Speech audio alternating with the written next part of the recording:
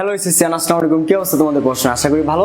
তো আজকে আমরা ইংলিশ ফার্স্ট পেপারে মোস্ট ইম্পর্টেন্ট একটা থিম পড়বো, যেটা পরীক্ষাতে আসার সম্ভাবনা অনেক অনেক অনেক বেশি। বাট তার আগে দেখো একটু বলি, থিম হচ্ছে ইংলিশ ফার্স্ট পেপারে কোশ্চেন হচ্ছে 11 দাগে আসে এবং থিমের মার্কস হচ্ছে 8। আর থিম লিখতে হবে তোমাকে অনলি 50 ওয়ার্ডসের মধ্যে, মাত্র 50 ওয়ার্ড, মাত্র 50 ওয়ার্ড। তুমি 50 ওয়ার্ড ক্রস করতে পারবে না, এটা একটু মাথায় রাখবা। আর দেখো থিম আসে দুইটা জায়গা থেকে, আইদার টেক্সট বুকের ভিতরের কোনো কবিতা থেকে অথবা টেক্সটের বাইরে, মানে out of the text book. Just most important কয়েকটা কবিতার থিম আমরা পড়বো, জাস্ট যার মধ্যে থেকে 100% কাউন্ট করবে। আর this is the book Powell's practical first paper. এখানে 8টা কবিতার থিমই আছে এবং বেস্ট ওয়েতে অ্যান্সার করা। আর শুধু থিম না, ফ্লো চার্ট, সামারি, প্রত্যেকটা মোস্ট ইম্পর্টেন্ট। ফ্লো চার্ট 9টা ফ্লো চার্টের অ্যান্সার করা আছে, 8টা সামারি আছে এবং এর মধ্যে থেকে 100% তোমার পরীক্ষাতে কাউন্ট করবে। আর শুধু এইগুলো না, প্রত্যেকটা টপিকের আর কি।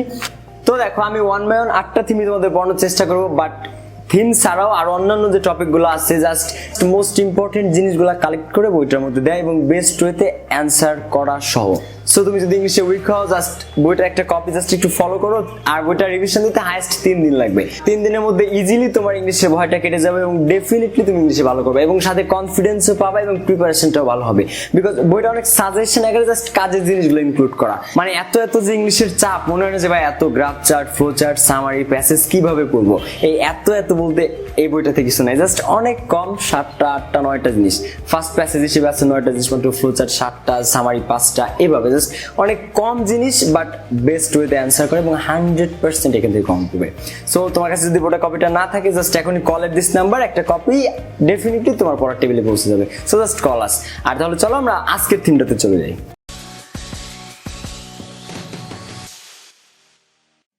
তো দেখো এই যে কবিতাটা ইউনিট 14 এর লেসন 1, ইউনিট 14 লেসন 1 থেকে মোস্ট ইম্পর্টেন্ট একটা কবিতা।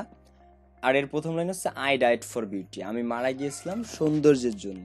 I died for beauty. এখন দেখো এই কবিতাটা যিনি লিখছেন তিনি একজন লেখিকা, আর এটা একটু আধ্যাত্মিক লেভেলের কবিতা। তো আমরা থিমটা পড়বো, বাট তার আগে আমি কবিতাটার ভাবার্থটা তোমাদের বলছি, বাংলায় বলবো এখন, যাতে তোমরা ইজিলি বুঝতে পারো। আর কবিতার প্রথম লাইন থাকবে আই ডাইড ফর বিউটি, যেটা দেখে তুমি চিনতে পারবা। আর যেহেতু কবিতা প্রশ্নে দেয়াই থাকে, এই কারণে আমি আর কবিতা লাইন বাই লাইন পড়ালাম না। তো দেখো এই যে কবিতাটা, এটাতে যিনি লেখছে লেখিকা, তিনি হচ্ছে একজন লেখিকা। তো লেখিকা মনে করতেছে যে তিনি মারা গেছেন। তো মারা যাওয়ার পরে কবরে শুয়ে আছেন, আর তিনি মারা গেছেন হচ্ছে সৌন্দর্যের জন্য। কি জন্য? সৌন্দর্যের জন্য সে মারা গেছে। কিন্তু মারা যাওয়ার পরে কবর শেষে তার ভালো লাগতেছে না, কবরটাকে সে অ্যাডজাস্ট করতে পারতেছে না। সৌন্দর্যের জন্য মারা গেলাম, জীবনের কি কোনো মাহাত্ম্য আছে, মানে নিজেকে নিজে মানে সান্ত্বনা দিতে পারতেছে না। তো তখন সে দেখে পাশের কবরে আরেকজন, সে একজন পুরুষ, আর সে মারা গেছে সত্যের জন্য। সে মারা গেছে কিসের জন্য? সত্যের জন্য। তখন দুইজনের মধ্যে কথোপকথন হচ্ছে।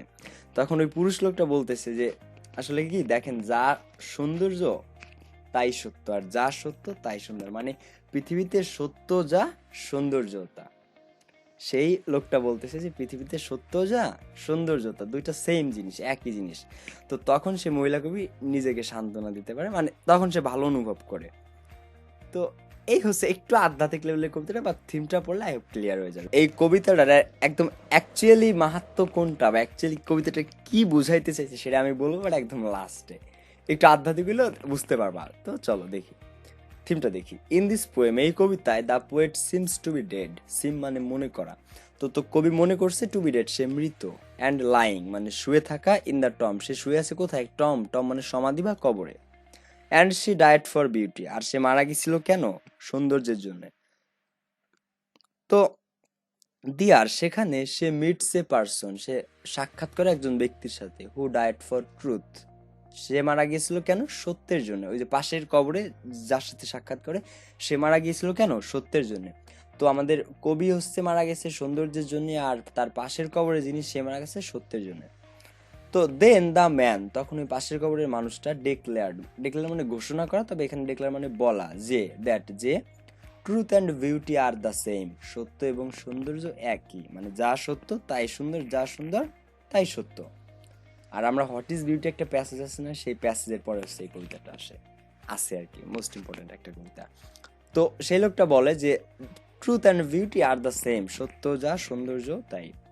তো এই লাইনটা বুঝলে তুমি পুরাটা কবিতাটা বুঝবে। তো অ্যাকচুয়ালি আসলে দ্য পোয়েম টেন্ডস, টেন মানে প্রবণতা, বা টেন মানে চেষ্টা করে এখানে, তো অ্যাকচুয়ালি আসলে দ্য পোয়েম টেন্স কবিতাটা চেষ্টা করেছে to give an aesthetic impression of beauty. এইটা হচ্ছে মেইন জিনিস। টু গিভ অ্যান, দেওয়ার চেষ্টা করেছে অ্যান অ্যাস্থেটিক ইমপ্রেশন, একটা নান্দনিক অভিব্যক্তি, একটা নান্দনিক ধারণা অফ বিউটি, সৌন্দর্য সম্পর্কে। তো আসলে এই কবিতাটা হচ্ছে সৌন্দর্যকে একটু অন্য লেভেলে নিয়ে যাওয়ার জন্য, সৌন্দর্যকে একটা নান্দনিক একটা ধারণা, নান্দনিক একটা অভিব্যক্তি দেওয়ার চেষ্টা করেছে এই কবিতাটা। এখন নান্দনিক অভিব্যক্তি কি, বা ভাইয়া নান্দনিকতা কি? দেখো নান্দনিকতা, আমি যখন ইউনিভার্সিটি পড়ি আমরাও বুঝতাম না যে হোয়াট ইজ অ্যাস্থেটিস্টিক্স বা অ্যাস্থেটিক বলতে কি বোঝায়। তখন আমাদের স্যার একদিন বলছিল যে একটা উদাহরণ দিলে বুঝবা, number one I love you, এটা বলা কাউকে, আর I feel something for you, এটা বলা, কোনটা এর মধ্যে অ্যাস্থেটিক, কোনটা নান্দনিক? একটা হচ্ছে আই লাভ ইউ, আর একটা আমি তোমাকে ভালোবাসি হচ্ছে I feel something for you, আমি তোমার জন্য অনুভব করি বা তোমাকে অনুভব করি। সো আমাদের স্যার বলছে সেকেন্ডটা হচ্ছে অ্যাস্থেটিক। সো এটা জাস্ট ওয়ার্ডের চুজ, ওয়ার্ড সিলেকশন, মানে ফিলিংসটা আর কি, যে কিভাবে তুমি জিনিসটা প্রকাশ করবা। তো কবিও এই কবিতাটার মধ্যে সৌন্দর্যকে একটু অন্যভাবে প্রকাশ করার চেষ্টা করতেছে, একটু নান্দনিক অভিব্যক্তি দিয়ে। ঠিক আছে, সো এই ছিল হচ্ছে কবিতাটা, আর জাস্ট এই থিমটা লিখে দিয়েছিল 100%, 8-এর মধ্যে 8। তো দেখা হবে নেক্সট কোনো ক্লাসে। আর এটা ছিল পাজল প্র্যাকটিক্যাল বইয়ের একটা কবিতা, পাজল প্র্যাকটিক্যাল ফার্স্ট পেপারের। সো তোমরা যারা এখনো বইটা নেও নাই, জাস্ট রাইট নাও, এখনই কল করো, আর বইটা পৌঁছে যাবে তোমার বাসায় 2 দিনের মধ্যে। তো দেখা হচ্ছে নেক্সট কোনো ক্লাসে। সি ইউ, আল্লাহ হাফেজ, আসসালামু আলাইকুম।